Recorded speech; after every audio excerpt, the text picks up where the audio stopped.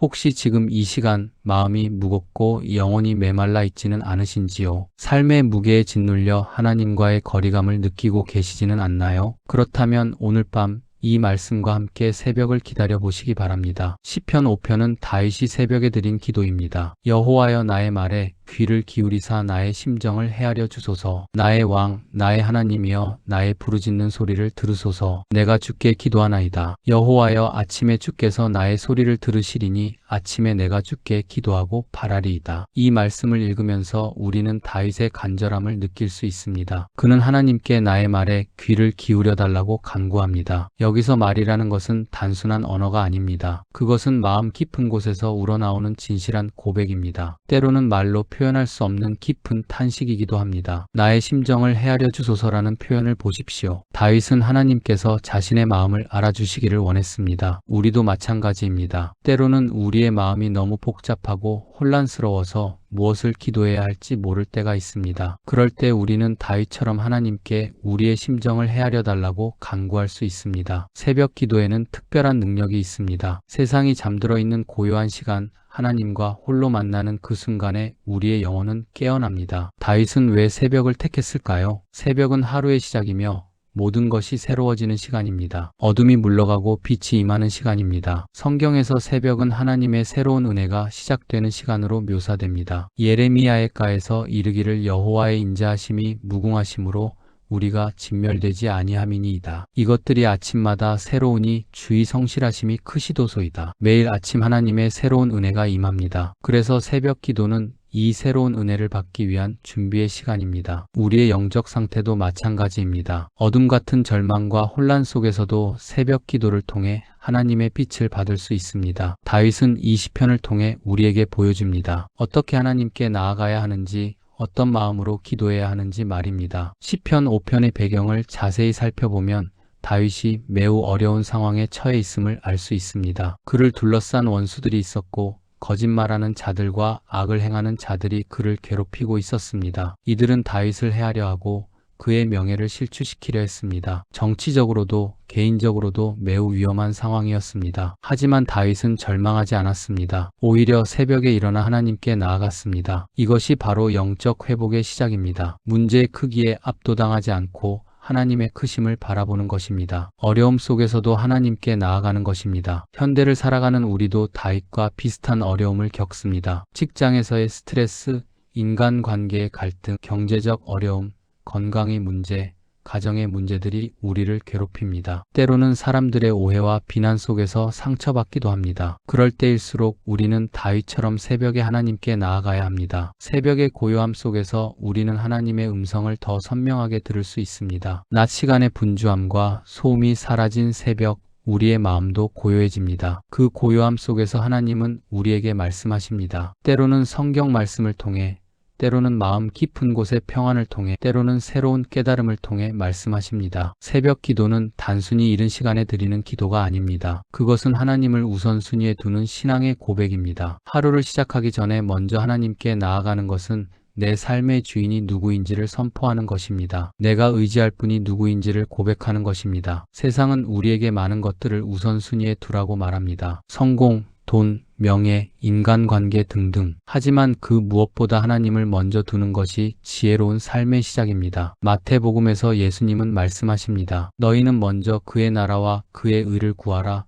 그리하면 이 모든 것을 너희에게 더하시리라. 다윗은 하나님을 나의 왕, 나의 하나님이라고 부릅니다. 여기서 왕이라는 표현은 주권을 의미합니다. 하나님이 내 삶의 왕이시라는 고백입니다. 그리고 나의 하나님이라는 표현은 개인적인 관계를 나타냅니다. 멀리 계신 하나님이 아니라 나와 친밀한 관계에 있는 하나님이시라는 믿음입니다. 이 두 가지 고백은 매우 중요합니다. 하나님을 왕으로 모신다는 것은 그분의 뜻에 순종하겠다는 의미입니다. 내 뜻이 아니라 하나님의 뜻을 구하겠다는 자세입니다. 그리고 나의 하나님이라는 고백은 하나님과의 개인적인 관계를 인정하는 것입니다. 영적 회복을 원한다면 이 고백부터 시작해야 합니다. 하나님을 내 삶의 왕으로 모시는 것, 그리고 하나님과의 개인적인 관계를 회복하는 것입니다. 이것이 새벽 기도의 핵심입니다. 새벽 시간은 하나님과의 만남을 위해 특별히 구별된 시간입니다. 예수님도 새벽 미명에 일어나 한적한 곳으로 가서 기도하셨습니다. 마가복음에 기록되기를 새벽 아직도 밝기 전에 예수께서 일어나 나가사 한적한 곳으로 가서 거기서 기도하시더니 이것은 우리에게 보여주신 모범입니다. 하나님의 아들이신 예수님도 새벽 기도의 필요를 느끼셨다면 우리는 얼마나 더 새벽 기도가 필요하겠습니까? 예수님은 공생의 기간 동안 많은 사역을 하셨지만 그 바쁜 중에도 새벽 기도를 놓치지 않으셨습니다. 이것은 새벽 기도가 선택사항이 아니라 필수라는 것을 보여줍니다. 시편 5편 3절에서 다윗은 말합니다. 여호와여 아침에 주께서 나의 소리를 들으시리니 아침에 내가 주께 기도하고 바라리이다. 여기서 바란다는 것은 단순히 기다리는 것이 아닙니다. 그것은 확신을 가지고 기대하는 것입니다. 하나님의 응답을 확신하며 기대하는 마음으로 기도하는 것입니다. 이 확신은 어디서 나옵니까? 그것은 하나님의 신실하심에 대한 믿음에서 나옵니다. 하나님은 변하지 않는 분이십니다. 어제나 오늘이나 영원토록 동일하신 분입니다. 그분이 과거에 신실하셨다면 오늘도 신실하실 것이고 미래에도 신실하실 것입니다. 우리가 새벽에 하나님께 나아갈 때 우리는 하나님의 응답을 기대할 수 있습니다. 그 응답은 때로는 즉석에서 오기도 하고 때로는 시간이 지나서 오기도 합니다. 때로는 우리가 기대했던 방식과 다르게 오기도 합니다. 하지만 분명한 것은 하나님께서 우리의 기도를 들으신다는 사실입니다. 영적 회복은 하루아침에 이루어지지 않습니다. 하지만 새벽마다 하나님께 나아가는 습관을 통해 조금씩 회복됩니다. 마치 새벽 해가 서서히 떠오르듯이 우리의 영혼도 새벽 기도를 통해 서서히 빛을 되찾게 됩니다. 이것은 점진적인 과정입니다. 처음에는 변화를 느끼지 못할 수도 있습니다. 하지만 계속해서 새벽마다 하나님께 나아가다 보면 어느 순간 우리 마음에 평안이 찾아오는 것을 느끼게 됩니다. 하나님에 대한 믿음이 회복되고 소망이 다시 생기는 것을 경험하게 됩니다. 다윗은 이 시편에서 자신의 현실을 숨기지 않습니다. 원수들의 위협과 고통을 솔직하게 하나님께 아뢰었습니다. 이것이 바로 참된 기도의 모습입니다. 우리도 하나님 앞에서 가식을 버리고 솔직해야 합니다. 우리의 연약함과 두려움, 상처와 아픔을 그대로 하나님께 털어놓아야 합니다. 새벽 기도는 이런 솔직한 고백의 시간입니다. 세상 사람들 앞에서는 강한 모습을 보여야 하지만 하나님 앞에서는 연약한 모습 그대로 나아갈 수 있습니다. 하나님은 우리의 모든 것을 아시고 여전히 사랑하시는 분이기 때문입니다. 새벽의 고요함 속에서 우리는 진정한 자신의 모습과 마주하게 됩니다. 낮 시간의 바쁨 속에서는 잊고 지냈던 마음의 상처들, 해결하지 못한 문제들, 용서하지 못한 마음들이 새벽의 정적 속에서 떠오릅니다. 이것들을 하나님께 가져가는 것이 새벽 기도의 시작입니다. 하나님은 우리가 그분께 나아오기를 기다리고 계십니다. 마치 사랑하는 아버지가 자녀의 목소리를 듣기 원하듯이 하나님도 우리의 기도를 들으시기를 원하십니다. 시편 5편 1절에서 다윗은 이렇게 기도합니다. 여호와여 나의 말에 귀를 기울이사 나의 심정을 헤아려 주소서. 여기서 우리는 기도의 첫 번째 요소를 발견합니다. 바로 하나님의 주의를 끄는 것입니다. 다윗은 여호와여라고 부르며 하나님의 이름을 부릅니다. 이름을 부른다는 것은 관계를 전제로 합니다. 낯선 사람의 이름은 부르지 않습니다. 친밀한 관계에 있는 사람의 이름을 부르는 것입니다. 하나님의 이름 여호와는 스스로 계신 자라는 뜻입니다. 영원히 변하지 않는 분,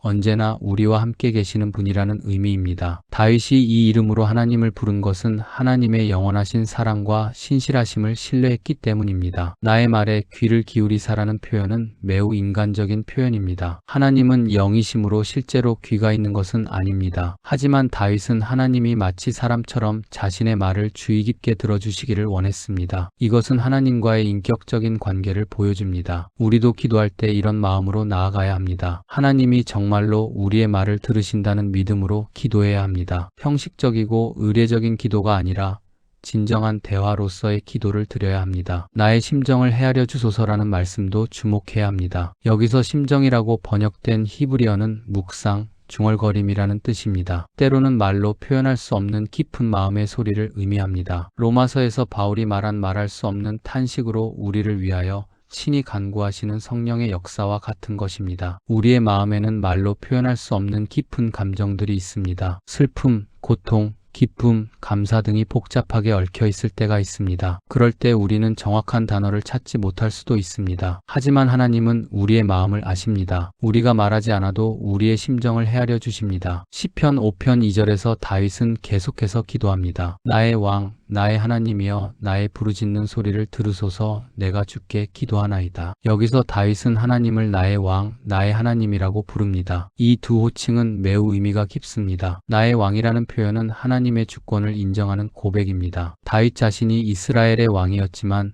자신보다 더 높은 왕이 계시다는 것을 인정했습니다. 진정한 왕은 하나님이시고 자신은 그 아래에서 다스리는 대리 통치자에 불과하다는 겸손한 고백입니다. 우리도 이런 고백이 필요합니다. 내 인생의 왕은 하나님이시라는 고백 말입니다. 내가 내 인생의 주인이라고 생각할 때 우리는 교만해집니다. 하지만 하나님이 내 인생의 왕이시라고 고백할 때 우리는 겸손해지고 하나님의 뜻을 구하게 됩니다. 나의 하나님이라는 표현은 개인적인 관계를 나타냅니다. 멀리 계신 하나님이 아니라 나와 친밀한 관계에 있는 하나님이시라는 믿음입니다. 아브라함의 하나님, 이삭의 하나님, 야곱의 하나님이 나의 하나님이기도 하다는 고백입니다. 이 개인적인 관계가 없으면 기도는 공허해집니다. 하나님을 멀리 계신 분으로만 생각하면 기도가 일방적인 독백이 됩니다. 하지만 나의 하나님으로 고백할 때 기도는 진정한 대화가 됩니다. 나의 부르짖는 소리를 들으소서라는 표현에서 부르짖음이라는 단어는 간절함을 나타냅니다. 이것은 위급한 상황에서 도움을 요청하는 외침입니다. 다윗이 처한 상황이 얼마나 절박했는지를 보여줍니다. 우리의 기도에도 이런 간절함이 있어야 합니다. 형식적이고 습관적인 기도가 아니라 진정으로 하나님의 도움이 필요하다는 간절한 마음으로 드리는 기도 말입니다. 야고보서에서 말하는 의인의 간구는 역사하는 힘이 크다는 말씀처럼 간절한 기도에는 특별한 능력이 있습니다. 내가 주께 기도하나이다라는 고백은 다윗의 확신을 보여줍니다. 그는 자신이 하나님께 기도하고 있다는 것을 확신했습니다. 단순히 혼잣말을 하는 것이 아니라 하나님께 기도하고 있다는 확신이 있었습니다. 우리도 기도할 때 이런 확신이 필요합니다. 내가 지금 하나님께 기도하고 있다는 확신, 하나님이 내 기도를 들으신다는 확신이 있어야 합니다. 이런 확신이 없으면 기도는 의미가 없어집니다. 시편 5편 3절에서 다윗은 새벽 기도의 핵심을 보여줍니다. 여호와여, 아침에 주께서 나의 소리를 들으시리니 아침에 내가 주께 기도하고 바라리이다. 여기서 아침이라는 단어가 2번 반복됩니다. 이것은 새벽 기도의 중요성을 강조하는 것입니다. 아침에 주께서 나의 소리를 들으시리니라는 말씀은 하나님이 새벽에 우리의 기도를 들으신다는 확신을 보여줍니다. 이것은 하나님의 약속에 대한 믿음입니다. 하나님은 새벽에 우리를 만나 주시기를 원하십니다. 구약 시대의 성전에서 드리는 첫 번째 제사는 번제였습니다. 이 번제는 아침마다 드려졌습니다. 하루의 시작을 하나님께 드리는 것이었습니다. 이처럼 새벽은 하나님께 우리의 하루를 드리는 시간입니다. 아침에 내가 주께 기도하고 바라리이다라는 말씀에서 바란다는 것은 단순히 기다리는 것이 아닙니다. 히브리어로는 진을 치고 기다린다는 뜻입니다. 파수꾼이 망대에 올라가서 경계하며 기다리는 것처럼 간절히 기대하며 기다리는 것입니다. 이것은 기도 후의 자세를 보여줍니다. 기도하고 나서 무관심하게 지내는 것이 아니라 하나님의 응답을 간절히 기대하며 기다리는 것입니다. 하박국 선지자가 파수대에 서서 하나님의 응답을 기다린 것처럼 말입니다. 새벽 기도의 특별함은 여기에 있습니다. 하루를 시작하면서 하나님께 나아가고 하나님의 응답을 기대하며 하루를 살아가는 것입니다. 이것이 영적 회복의 시작입니다. 많은 사람들이 문제가 생겼을 때만 하나님께 기도합니다. 하지만 다윗은 매일 아침 하나님께 나아갔습니다. 문제가 있을 때뿐만 아니라 평상시에도 하나님과의 관계를 유지했습니다. 이것이 건강한 신앙생활의 모습입니다. 새벽 기도를 통해 우리는 하나님과의 관계를 새롭게 할 수 있습니다. 어제의 실수와 죄를 회개하고 오늘 하루를 하나님께 맡길 수 있습니다. 그리고 하나님의 인도하심을 구할 수 있습니다. 하나님은 우리의 새벽 기도를 기다리고 계십니다. 세상이 잠들어 있는 고요한 시간에 우리와 만나기를 원하십니다. 그 시간에 우리에게 새로운 은혜를 주시고 새로운 힘을 주시기를 원하십니다. 다윗의 기도를 보면서 우리도 이런 마음으로 하나님께 나아가야 함을 배웁니다. 간절한 마음으로 개인적인 관계를 바탕으로 하나님의 주권을 인정하며 응답을 기대하는 마음으로 기도해야 합니다. 이것이 영적 회복을 가져오는 새벽 기도의 자세입니다. 그런데 우리가 하나님께 나아갈 때 한 가지 명확히 알아야 할 것이 있습니다. 바로 하나님이 어떤 분이신지에 대한 올바른 이해입니다. 시편 5편 4절부터 6절까지 다윗은 하나님의 성품에 대해 분명하게 선포합니다. 주는 죄악을 기뻐하시는 하나님이 아니시니 악인이 주와 함께 머물지 못하리이다. 이 말씀은 하나님의 거룩하심을 보여줍니다. 하나님은 죄악을 기뻐하지 않으시는 분입니다. 이것은 우리가 하나님께 나아갈 때 가져야 할 첫 번째 마음가짐입니다. 하나님 앞에서 우리의 죄를 인정하고 회개하는 마음입니다. 많은 사람들이 하나님을 잘못 이해합니다. 마치 우리의 죄를 대수롭지 않게 여기시는 분으로 생각하거나 우리가 무엇을 해도 괜찮다고 생각하시는 분으로 오해합니다. 하지만 성경은 분명히 말합니다. 하나님은 거룩하신 분이고 죄를 미워하시는 분이라고 말입니다. 그렇다면 죄인인 우리는 어떻게 하나님께 나아갈 수 있을까요? 바로 회개를 통해서입니다. 우리의 죄를 인정하고 그 죄에서 돌이키는 마음으로 하나님께 나아가는 것입니다. 하나님은 회개하는 자를 거부하지 않으십니다. 다윗도 자신이 완전한 사람이어서 하나님께 나아간 것이 아닙니다. 그는 자신의 죄를 알고 있었고 그 죄 때문에 고통받고 있었습니다. 하지만 그는 하나님의 자비하심을 믿고 나아갔습니다. 하나님께서 회개하는 자를 용서해 주신다는 믿음으로 나아갔습니다. 5절에서 다윗은 계속해서 말합니다. 오만한 자들이 주의 목전에 서지 못하리이다. 주는 모든 악을 행하는 자들을 미워하시나이다. 여기서 오만한 자들이라고 번역된 말은 미친 자들, 어리석은 자들이라는 뜻입니다. 하나님을 무시하고 자기 뜻대로 살아가는 자들을 가리킵니다. 현대 사회에는 이런 오만한 자들이 많습니다. 하나님의 존재를 부인하거나 하나님이 계시더라도 자신의 삶에는 상관없다고 생각하는 사람들입니다. 자신이 자신의 주인이라고 생각하며 살아가는 사람들입니다. 하지만 성경은 분명히 말합니다. 이런 자들은 하나님 앞에 설 수 없다고 말입니다. 하나님의 목전에 서지 못한다는 것은 하나님과의 관계가 단절되어 있다는 뜻입니다. 하나님의 축복과 은혜에서 제외되어 있다는 의미입니다. 우리는 이런 오만함에서 벗어나야 합니다. 하나님 앞에서 겸손해야 합니다. 내가 모든 것을 할 수 있다는 교만을 버리고 하나님의 도움이 필요하다는 것을 인정해야 합니다. 이것이 하나님께 나아가는 올바른 자세입니다. 주는 모든 악을 행하는 자들을 미워하시나이다라는 말씀도 하나님의 공의로우심을 보여줍니다. 하나님은 사랑의 하나님이시지만 동시에 공의의 하나님이시기도 합니다. 악을 그냥 넘어가지 않으시고 반드시 심판하시는 분입니다. 이것은 우리에게 두려움을 주는 말씀일 수도 있습니다. 하지만 동시에 위로가 되는 말씀이기도 합니다. 우리를 괴롭히는 악인들이 하나님의 심판을 받을 것이라는 소망을 주기 때문입니다. 하나님은 불의를 그냥 두지 않으시는 공의로운 분이십니다. 6절에서 다윗은 더욱 구체적으로 말합니다. 거짓말하는 자들을 멸하시리이다. 여호와께서는 피를 흘리기를 즐기고 속이는 자를 싫어하시나이다. 여기서 거짓말하는 자들은 단순히 거짓말을 하는 사람들만을 의미하지 않습니다. 하나님의 진리를 거부하고 자신만의 진리를 만들어내는 자들을 의미합니다. 현대 사회는 상대주의가 팽배합니다. 절대적인 진리는 없고 각자의 진리가 있다고 주장합니다. 하지만 성경은 분명히 말합니다. 하나님의 말씀이 진리라고 말입니다. 예수님도 말씀하셨습니다. 내가 곧 길이요 진리요 생명이라고 말입니다. 우리는 하나님의 진리 안에 서야 합니다. 세상의 거짓된 가치관에 흔들리지 말고 하나님의 말씀에 굳게 서야 합니다. 그럴 때 우리는 하나님과 함께 머물 수 있고 하나님의 축복을 받을 수 있습니다. 피를 흘리기를 즐기고 속이는 자라는 표현은 폭력과 거짓을 일삼는 자들을 가리킵니다. 다윗 시대에는 실제로 칼과 창으로 사람을 죽이는 일들이 있었습니다. 하지만 오늘날에는 다른 형태의 폭력들이 있습니다. 말로 상처 주는 것도 일종의 폭력입니다. 다른 사람의 인격을 짓밟는 것도 폭력입니다. 거짓된 소문을 퍼뜨리는 것도 폭력입니다. 하나님은 이런 모든 형태의 악을 미워하십니다. 그렇다면 우리는 어떻게 해야 할까요? 악인들과 구별되는 삶을 살아야 합니다. 진실한 사람이 되어야 하고 사랑하는 사람이 되어야 합니다. 다른 사람을 해하는 것이 아니라 유익을 주는 사람이 되어야 합니다. 이것이 바로 의인의 삶입니다. 의인이라는 것은 완전 무결한 사람을 의미하지 않습니다. 하나님 앞에서 올바른 관계에 있는 사람을 의미합니다. 자신의 죄를 회개하고 하나님의 용서를 받은 사람, 그리고 하나님의 뜻대로 살아가려고 노력하는 사람을 의미합니다. 우리가 새벽마다 하나님께 나아갈 때 우리는 이런 의인이 되기를 소망해야 합니다. 악에서 떠나고 선을 행하기를 소망해야 합니다. 하나님이 기뻐하시는 삶을 살기를 소망해야 합니다. 하나님의 성품을 올바르게 아는 것은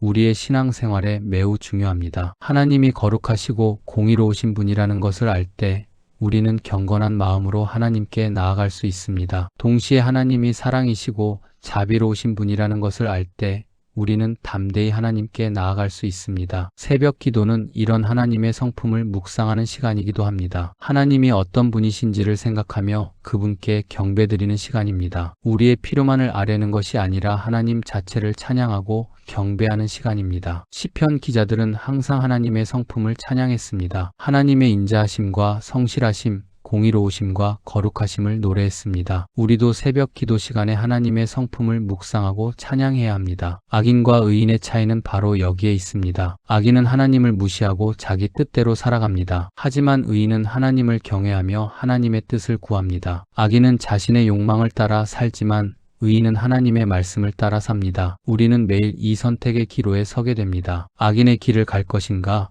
의인의 길을 갈 것인가? 자신의 욕망을 따를 것인가? 하나님의 뜻을 따를 것인가? 새벽 기도는 이 선택을 올바르게 하도록 도와줍니다. 새벽에 하나님께 나아가서 하나님의 성품을 묵상할 때 우리는 올바른 가치관을 가질 수 있습니다. 세상의 가치관에 흔들리지 않고 하나님의 가치관으로 살아갈 수 있습니다. 이것이 영적 회복의 핵심입니다. 하나님은 우리가 악에서 떠나기를 원하십니다. 거짓과 폭력, 미움과 시기에서 떠나기를 원하십니다. 대신에 진실과 사랑, 평화와 기쁨 가운데 살기를 원하십니다. 새벽 기도를 통해 우리는 이런 하나님의 마음을 알 수 있습니다. 영적 회복이란 결국 하나님의 성품을 닮아가는 것입니다. 하나님이 거룩하신 것처럼 우리도 거룩해지는 것입니다. 하나님이 사랑이신 것처럼 우리도 사랑하는 사람이 되는 것입니다. 하나님이 진실하신 것처럼 우리도 진실한 사람이 되는 것입니다. 이런 변화는 하루아침에 일어나지 않습니다. 하지만 매일 새벽마다 하나님께 나아가면서 조금씩 변화됩니다. 하나님의 말씀을 묵상하고 기도하면서 하나님의 성품이 우리 안에 조금씩 자라나게 됩니다. 하나님은 우리의 이런 변화를 기뻐하십니다. 우리가 악에서 떠나 의로 나아갈 때 하나님은 기뻐하십니다. 우리가 하나님의 성품을 닮아갈 때 하나님은 영광을 받으십니다. 이것이 우리가 새벽 기도를 해야 하는 이유입니다. 그런데 우리가 하나님의 거룩하심을 알았다고 해서 두려워하기만 해서는 안 됩니다. 하나님은 동시에 은혜로우신 분이시기 때문입니다. 시편 5편 7절에서 다윗은 이렇게 고백합니다. 오직 나는 주의 풍성한 인자를 힘입어 주의 집에 들어가 주를 경외함으로 성전을 향하여 예배하리이다. 여기서 우리는 놀라운 대조를 발견합니다. 앞에서는 악인들이 하나님 앞에 설 수 없다고 했는데 여기서는 다윗이 하나님의 집에 들어간다고 말합니다. 그 차이가 무엇일까요? 바로 하나님의 풍성한 인자를 힘입었기 때문입니다. 풍성한 인자라는 표현은 히브리어로 헤세드의 복수형입니다. 헤세드는 하나님의 변함없는 사랑, 언약적 사랑을 의미합니다. 하나님께서 당신의 백성들에게 베푸시는 신실한 사랑입니다. 이 사랑은 우리의 행위에 따라 변하지 않습니다. 다윗이 하나님의 집에 들어갈 수 있었던 것은 자신이 의로워서가 아닙니다. 하나님의 은혜 때문입니다. 우리도 마찬가지입니다. 우리가 하나님께 나아갈 수 있는 것은 우리가 완전해서가 아니라 하나님의 은혜 때문입니다. 이것이 복음의 핵심입니다. 우리는 죄인이지만 하나님의 은혜로 의롭다 하심을 받았습니다. 예수 그리스도의 십자가 사역을 통해 하나님과 화목하게 되었습니다. 이제 우리는 담대히 하나님께 나아갈 수 있습니다. 히브리서에서 말하는 것처럼 우리에게 큰 대제사장이 있으니 곧 하나님의 아들 예수시라. 그러므로 우리가 긍휼하심을 받고 때를 따라 돕는 은혜를 얻기 위하여 은혜의 보좌 앞에 담대히 나아갈 것이니라. 이것이 새 언약의 특권입니다. 주의 집에 들어간다는 표현은 하나님과의 친밀한 교제를 의미합니다. 구약 시대의 성전은 하나님이 계시는 곳으로 여겨졌습니다. 그곳에 들어간다는 것은 하나님의 임재 가운데로 들어간다는 뜻입니다. 오늘날 우리에게는 성전이 따로 필요하지 않습니다. 예수님께서 말씀하셨기 때문입니다. 너희 몸이 너희가 하나님께로부터 받은 바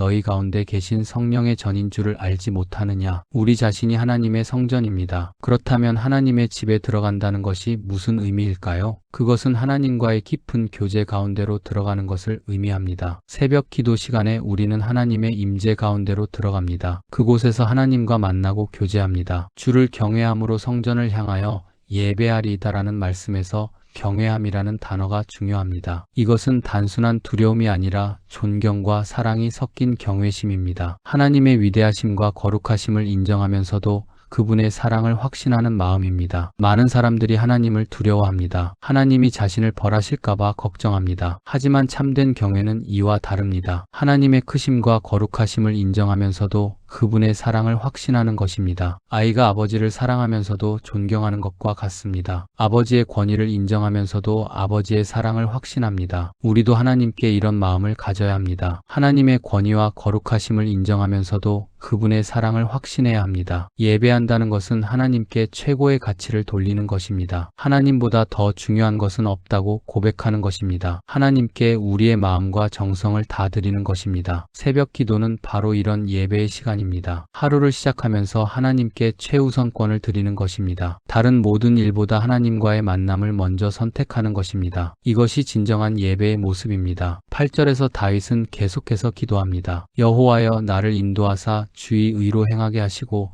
내 원수들로 말미암아 주의 길을 내 앞에 곱게 하소서. 여기서 다윗은 하나님의 인도하심을 구합니다. 나를 인도하사라는 표현은 목자가 양을 인도하는 것과 같은 이미지입니다. 시편 23편에서 여호와는 나의 목자시니 내게 부족함이 없으리로다라고 고백한 것처럼 하나님은 우리의 목자가 되어 주십니다. 양은 스스로 길을 찾을 수 없습니다. 목자의 인도가 필요합니다. 우리도 마찬가지입니다. 인생의 길에서 우리는 종종 방향을 잃습니다. 어떻게 살아야 할지, 어떤 선택을 해야 할지 모를 때가 있습니다. 그럴 때 우리는 하나님의 인도하심이 필요합니다. 주의 의로 행하게 하시고라는 표현은 하나님의 의로운 기준에 따라 살게 해달라는 간구입니다. 세상에는 많은 기준들이 있습니다. 성공의 기준, 행복의 기준, 선악의 기준 등등. 하지만 가장 중요한 기준은 하나님의 의입니다. 하나님의 의는 하나님의 성품에서 나오는 완전한 기준입니다. 이 기준에 따라 살 때 우리는 참된 의미와 목적을 찾을 수 있습니다. 하나님이 기뻐하시는 삶을 살 수 있습니다. 내 원수들로 말미암아 주의 길을 내 앞에 곱게 하소서라는 말씀은 어려운 상황에서도 하나님의 길이 분명하게 보이게 해달라는 간구입니다. 원수들이 우리를 혼란스럽게 할 때, 거짓된 길로 유혹할 때, 하나님의 참된 길이 명확하게 보이게 해달라는 기도입니다. 우리도 삶에서 많은 혼란을 겪습니다. 사람들의 다양한 조언들, 세상의 많은 유혹들이 우리를 혼란스럽게 만듭니다. 그럴 때 우리는 하나님께 올바른 길을 보여달라고 기도해야 합니다. 새벽 기도는 이런 인도하심을 구하는 시간입니다. 하루를 시작하면서 하나님께 길을 묻는 시간입니다. 오늘 하루 어떻게 살아야 할지, 어떤 선택을 해야 할지 하나님께 지혜를 구하는 시간입니다. 하나님은 우리를 인도하시기를 원하십니다. 시편 32편에서 말하는 것처럼 내가 너의 갈 길을 가르쳐 보이고 너를 주목하여 훈계하리로다. 하나님은 우리의 인생을 책임지고 계십니다. 하지만 하나님의 인도하심을 받기 위해서는 우리의 자세가 중요합니다. 겸손한 마음으로 하나님의 뜻을 구해야 합니다. 내 고집과 욕망을 내려놓고 하나님의 뜻에 순종하겠다는 마음으로 나아가야 합니다. 또한 하나님의 말씀을 통해 인도하심을 받아야 합니다. 시편 119편에서 말하는 것처럼 주의 말씀은 내 발의 등이요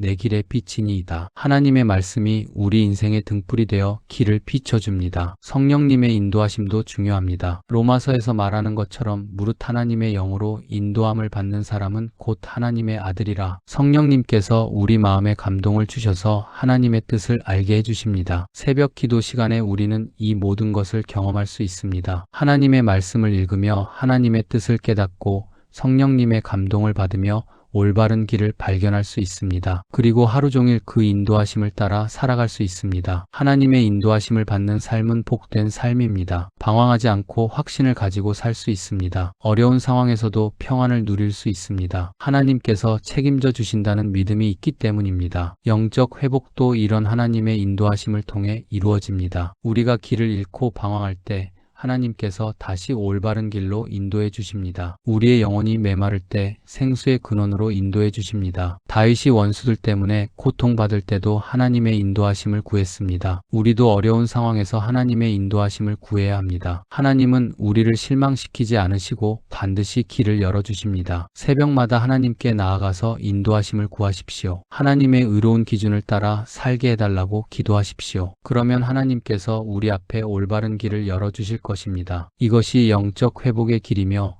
복된 인생의 비결입니다. 하지만 우리가 하나님의 인도하심을 구하면서도 한 가지 더 알아야 할 것이 있습니다. 바로 우리 주변에는 하나님의 뜻을 방해하고자 하는 세력들이 있다는 사실입니다. 시편 5편 9절에서 다윗은 이렇게 고백합니다. 그들의 입에는 신실함이 없고 그들의 마음은 악독하며 그들의 목구멍은 열린 무덤 같고 그들의 혀로는 아첨하나이다. 다윗이 묘사하는 원수들의 모습은 매우 생생합니다. 그들의 입에는 신실함이 없다고 했습니다. 신실함이라는 히브리어 단어는 아멘과 같은 어근에서 나온 말로 진실성과 확실함을 의미합니다. 즉 원수들의 말에는 진실이 없다는 뜻입니다. 우리가 살고 있는 세상에도 이런 거짓된 말들이 넘쳐납니다. 진실을 왜곡하고 선악을 뒤바꾸는 말들이 있습니다. 하나님의 말씀을 부인하고 세상의 가치관을 절대화하는 목소리들이 있습니다. 우리는 이런 거짓된 목소리들에 속지 않도록 주의해야 합니다. 그들의 마음은 악독하다는 표현은 원수들의 내면을 보여줍니다. 겉으로는 선한 것처럼 보이지만 속마음은 악으로 가득하다는 뜻입니다. 이것은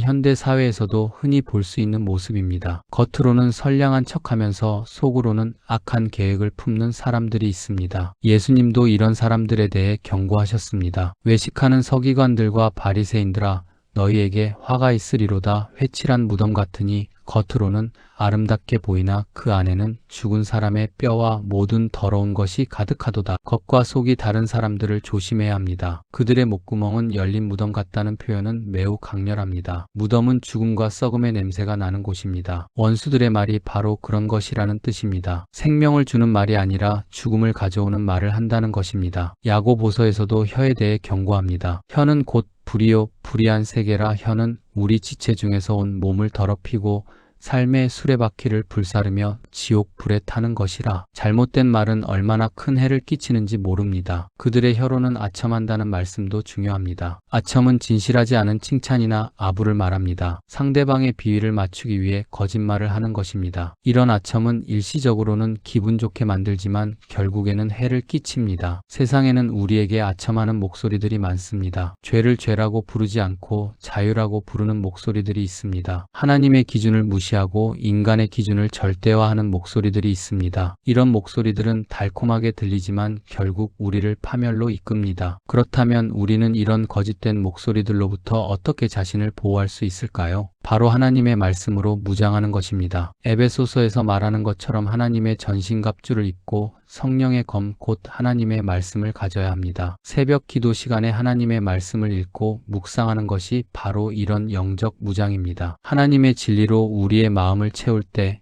거짓된 목소리들을 분별할 수 있게 됩니다. 진리를 알 때 거짓을 구별할 수 있습니다. 10절에서 다윗은 하나님께 간구합니다. 하나님이여 그들을 정죄하사 자기 꾀에 빠지게 하시며 그 많은 죄악으로 말미암아 그들을 쫓아내소서. 그들이 주를 거역함이니이다. 이것은 보복을 구하는 기도가 아니라 공의를 구하는 기도입니다. 그들을 정죄하사라는 표현은 하나님의 공의로운 심판을 구하는 것입니다. 다윗은 자신이 직접 원수들에게 보복하지 않고 하나님의 심판에 맡겼습니다. 로마서에서 말하는 것처럼 내가 갚으리라 주께서 말씀하시니라는 원리를 따른 것입니다. 자기 꾀에 빠지게 하시며라는 표현은 악인들이 자신들이 판함정에 빠지게 된다는 의미입니다. 잠언에서 말하는 것처럼 악인은 자기 죄악으로 말미암아 잡히며 그 죄의 줄에 매이느니라. 악을 행하는 자들은 결국 그 악의 결과를 자신이 받게 됩니다. 이것은 하나님의 공의로운 통치 원리입니다. 하나님은 불의를 그냥 두지 않으십니다. 때가 되면 반드시 심판하십니다. 우리는 이것을 믿고 인내해야 합니다. 악이 승리하는 것처럼 보일 때도 있지만 결국에는 하나님의 공의가 승리합니다. 그 많은 죄악으로 말미암아 그들을 쫓아내소서라는 말씀은 죄의 결과를 보여줍니다. 죄는 결국 하나님으로부터 분리시킵니다. 하나님의 임재에서 쫓겨나게 만듭니다. 이것이 죄의 가장 무서운 결과입니다. 그들이 주를 거역함이니이다라는 말씀은 원수들의 죄악의 본질을 보여줍니다. 그들의 악행은 단순히 다윗을 해하는 것이 아니라 하나님을 거역하는 것입니다. 하나님의 백성을 해하는 것은 곧 하나님을 대적하는 것입니다. 이것은 우리에게 위로가 됩니다. 우리를 괴롭히는 사람들이 있을 때 그들이 단순히 우리를 대적하는 것이 아니라 하나님을 대적하는 것임을 알 수 있습니다. 하나님께서 우리를 대신해서 싸워주실 것입니다. 새벽 기도는 이런 영적 전쟁의 무기입니다. 우리가 기도할 때 하나님의 능력이 역사합니다. 우리를 대적하는 어둠의 세력들이 물러갑니다. 기도는 영적 전쟁에서 가장 강력한 무기입니다. 에베소서에서 말하는 것처럼 우리의 씨름은 혈과 육을 상대하는 것이 아니요 통치자들과 권세들과 이 어둠의 세상 주관자들과 하늘에 있는 악의 영들을 상대함이라. 우리의 진짜 적은 우리 눈에 보이는 사람들이 아니라 그들을 조종하는 영적 세력들입니다. 그러므로 우리는 영적 무기로 싸워야 합니다. 기도와 말씀, 찬양과 예배가 바로 그 무기들입니다. 새벽 기도를 통해 우리는 매일 영적으로 무장하고 하루를 시작할 수 있습니다. 하나님은 우리의 피난처가 되십니다. 시편 46편에서 말하는 것처럼 하나님은 우리의 피난처시요 힘이시니 환난 중에 만날 큰 도움이시라. 원수들이 우리를 해하려 해도 하나님께서 우리를 보호해 주십니다. 우리가 새벽마다 하나님께 나아갈 때 우리는 이런 보호하심을 경험할 수 있습니다. 하나님의 임재 안에서 평안을 누릴 수 있습니다. 어떤 어려움이 와도 두려워하지 않을 담대함을 얻을 수 있습니다. 다윗도 많은 원수들에게 둘러싸였지만 하나님께 피했습니다. 그 결과 하나님께서 그를 보호해 주시고 승리하게 해주셨습니다. 우리도 다윗처럼 하나님께 피할 때 동일한 보호하심을 받을 수 있습니다. 영적 회복은 이런 보호하심 속에서 이루어집니다. 원수들의 공격으로 상처받은 마음이 하나님의 사랑 안에서 치유됩니다. 절망과 두려움이 하나님의 평안으로 바뀝니다. 연약함이 하나님의 능력으로 변화됩니다. 새벽 기도는 이런 영적 회복의 시간입니다. 하루 동안 받은 상처들을 하나님께 가져가서 치유받는 시간입니다. 새로운 힘과 소망을 얻는 시간입니다. 하나님의 보호하심 안에서 안전함을 누리는 시간입니다. 그런데 하나님의 보호하심과 공의로운 심판이 있다는 사실을 안다고 해서 우리의 마음이 자동으로 평안해지는 것은 아닙니다. 우리에게는 더 깊은 기쁨과 확신이 필요합니다. 시편 5편 11절에서 다윗은 이렇게 고백합니다. 오직 주께 피하는 모든 자는 기뻐하며 영원히 기뻐 외치고 주께서 그들을 보호하시리니 주의 이름을 사랑하는 자들은 주 안에서 즐거워하리이다. 여기서 우리는 놀라운 변화를 봅니다. 앞에서는 원수들의 위협과 고통에 대해 말했는데 이제는 기쁨과 즐거움에 대해 말합니다. 이것이 바로 하나님께 피하는 자들에게 임하는 복입니다. 환경이 바뀌지 않았어도 마음이 바뀝니다. 주께 피하는 모든 자는 기뻐하며라는 말씀에서 피한다는 것은 도망치는 것이 아닙니다. 히브리어로는 하나님을 신뢰하고 의지한다는 뜻입니다. 마치 병아리가 어미 날개 아래에 숨는 것처럼 우리가 하나님의 보호 아래로 들어가는 것을 의미합니다. 예수님도 이런 비유를 사용하셨습니다. 예루살렘아 예루살렘아 선지자들을 죽이고 내게 파송된 자들을 돌로 치는 자여 암탉이 그 새끼를 날개 아래에 모음같이 내가 내 자녀를 모으려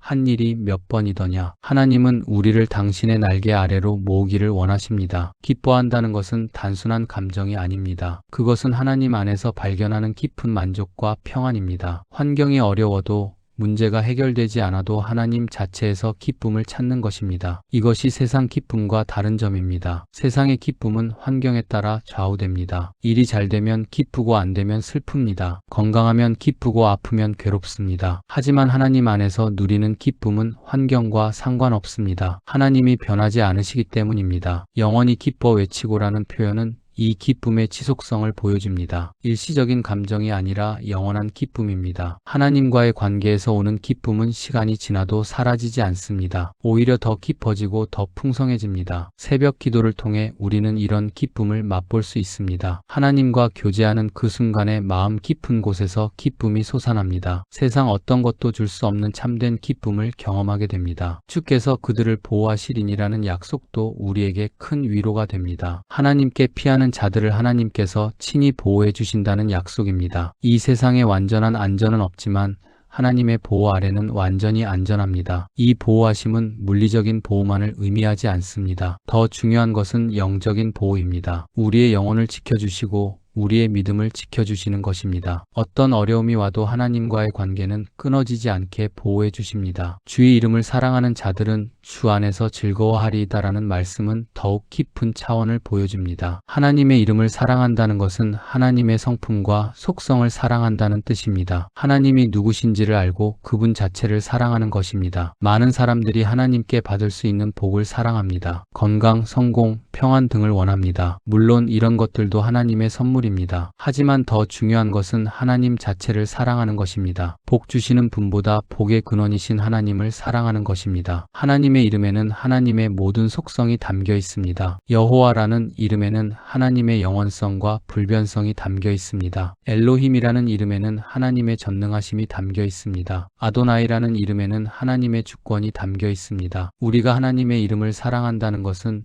이 모든 속성들을 사랑한다는 뜻입니다. 하나님의 사랑과 공의, 자비와 거룩함, 지혜와 능력을 모두 사랑한다는 의미입니다. 이런 사랑이 있을 때 진정한 즐거움을 누릴 수 있습니다. 주 안에서 즐거워한다는 것은 하나님과의 연합에서 오는 기쁨입니다. 우리가 하나님 안에 거하고 하나님이 우리 안에 거하실 때 경험하는 깊은 만족입니다. 이것은 영적 회복의 최고 단계입니다. 12절에서 다윗은 마지막 고백을 합니다. 여호와여 주는 의인에게 복을 주시고 방패로 둘러 보호하시나이다. 이것은 하나님의 축복에 대한 확신의 고백입니다. 의인에게는 반드시 복이 임한다는 믿음입니다. 여기서 의인이라는 것은 완전 무결한 사람을 의미하지 않습니다. 하나님과 올바른 관계에 있는 사람을 의미합니다. 자신의 죄를 회개하고 하나님의 용서를 받은 사람, 그리고 하나님의 뜻대로 살아가려고 노력하는 사람을 의미합니다. 하나님은 이런 의인들에게 복을 주십니다. 그 복은 때로는 물질적인 복이기도 하고 때로는 영적인 복이기도 합니다. 가장 큰 복은 하나님과의 관계 자체입니다. 하나님을 아는 것이 가장 큰 복입니다. 방패로 둘러 보호하신다는 표현은 하나님의 완전한 보호를 나타냅니다. 방패는 적의 공격을 막아주는 도구입니다. 하나님이 우리의 방패가 되어주신다는 것은 모든 공격으로부터 우리를 지켜주신다는 뜻입니다. 이 보호하심은 사방에서 이루어집니다. 둘러 보호하신다는 것은 어느 방향에서 공격이 와도 막아주신다는 의미입니다. 우리가 예상하지 못한 곳에서 오는 공격도 하나님은 미리 아시고 막아주십니다. 새벽 기도는 이런 하나님의 보호하심 안에서 하루를 시작하는 시간입니다. 하나님의 방패로 둘러싸인 채로 세상으로 나아가는 것입니다. 어떤 어려움이 와도 두려워하지 않을 담대함을 얻는 시간입니다. 그런데 이 모든 복과 보호하심의 전제 조건이 있습니다. 바로 하나님께 피하는 것, 하나님의 이름을 사랑하는 것, 의로운 삶을 사는 것입니다. 이것들이 없으면 하나님의 복을 온전히 누릴 수 없습니다. 하지만 걱정할 필요는 없습니다. 이것들은 우리가 노력해서 만들어내는 것이 아닙니다. 하나님의 은혜로 주어지는 것들입니다. 우리가 매일 새벽마다 하나님께 나아갈 때 하나님께서 이런 마음들을 우리에게 주십니다. 새벽 기도를 통해 우리는 하나님을 더 깊이 알게 됩니다. 하나님의 성품을 발견하고 그분을 사랑하게 됩니다. 하나님의 뜻을 깨닫고 의로운 삶을 살고 싶은 마음이 생깁니다. 이 모든 것이 하나님의 은혜로 이루어집니다. 영적 회복도 이런 과정을 통해 완성됩니다. 처음에는 고통과 절망 가운데서 하나님께 부르짖는 것으로 시작하지만 결국에는 하나님 안에서 기쁨과 즐거움을 누리는 것으로 끝납니다. 이것이 시편 5편이 보여주는 영적 여정입니다. 오늘 밤 이 말씀과 함께 잠자리에 드시면서 내일 새벽을 기대해 보십시오. 하나님께서 여러분을 기다리고 계십니다. 새로운 은혜와 새로운 힘으로 여러분을 만나 주실 것입니다. 어둠이 지나고 빛이 임할 새벽, 하나님의 음성을 들을 그 거룩한 시간을 소망하며 평안히 쉬시기 바랍니다. 여러분의 영혼이 메마르고 지쳤다면 새벽마다 생수의 근원이신 하나님께 나아가십시오. 여러분의 마음이 상처받고 아픈다면 치유하시는 하나님께 나아가십시오. 여러분의 앞길이 막막하고 어둡다면 길이요, 진리요, 생명이신 예수님께 나아가십시오. 하나님은 여러분을 사랑하십니다. 여러분이 어떤 상태에 있든지 상관없이 여러분을 받아주실 것입니다. 여러분의 새벽 기도를 들으시고 응답해 주실 것입니다. 여러분의 영적 회복을 위해 친히 역사해 주실 것입니다. 시편 5편의 마지막 약속을 기억하십시오. 여호와여 주는 의인에게 복을 주시고 방패로 둘러 보호하시나이다. 이 약속이 여러분의 것입니다. 새벽마다 하나님께 나아가는 여러분에게 임할 복입니다. 하나님의 보호하심 안에서 평안히 거하시고 주 안에서 기뻐하고 즐거워하는 복된 하루하루를 사시기를 축복합니다. 하나님의 은혜와 평강이 여러분과 함께 하시기를 기도합니다. 새벽마다 하나님의 새로운 자비하심을 경험하시고 영적으로 회복되어 승리하는 삶을 사시기를 간절히 축복합니다. 아멘.